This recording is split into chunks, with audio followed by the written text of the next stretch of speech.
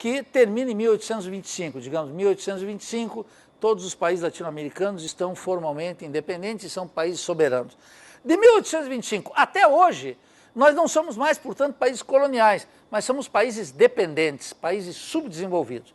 Não somos países emergentes, mercados emergentes, não somos países em processo de desenvolvimento. Isso é tudo ideologia de quinta, sem sustentação sociológica, sem sustentação em conceitos.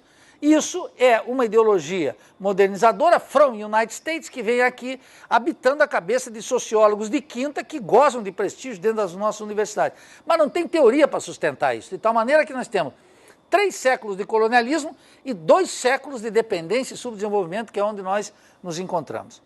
500 anos de história, uma história muito curta, da qual as nossas universidades são mais curtas ainda. No Brasil, nós temos 100 e poucos anos de universidade. Pouquíssimo. Considerando a fundação da Universidade de Direito da Bahia, a Universidade de Direito do Rio de Janeiro, a Faculdade de Medicina e etc. Um século de universidade, uma experiência pequena fundamental para nós e que não tem a vitalidade que deveria ter.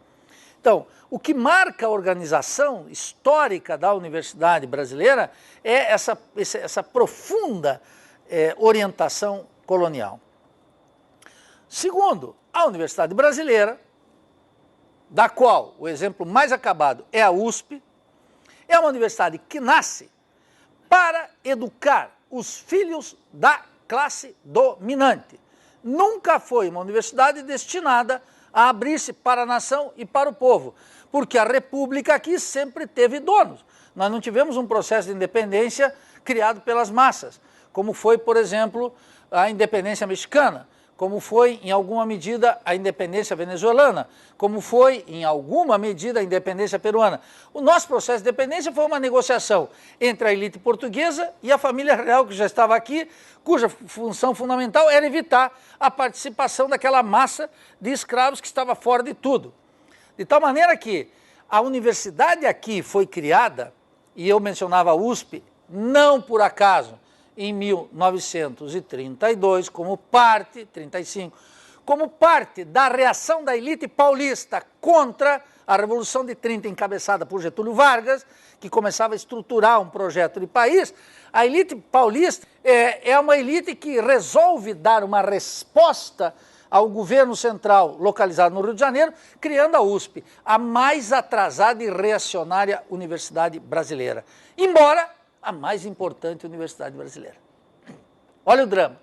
É uma universidade criada das entranhas da derrota da classe dominante paulista em 1930 para Getúlio Vargas e as forças que organizam e modernizam o Estado brasileiro, na forma de contra-revolução, cria uma universidade para criar, segundo aquilo que Florestan de maneira generosa disse, um liberalismo ilustrado, que nunca conseguiu.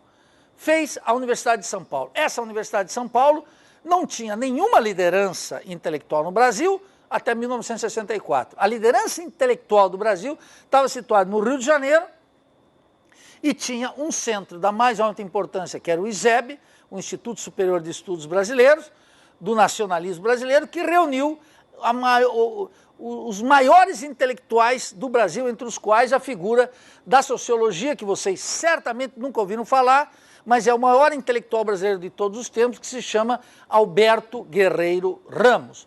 Um baiano, brilhante, homem da literatura, homem da sociologia, que era, indiscutivelmente, na década de 50, a maior figura intelectual que o país teve. Ele não gostaria que eu dissesse, mas ele era negro. Ele não gostaria, mas eu estou registrando, porque ter um intelectual da estatura de Alberto Guerreiro Ramos, um sujeito que escreveu nada mais, nada menos que um livro chamado A Redução Sociológica, que é um clássico da sociologia brasileira, autor que nunca entrou na Universidade de São Paulo, porque a Universidade de São Paulo foi criada contra a crítica aguda de Alberto Guerreiro Ramos.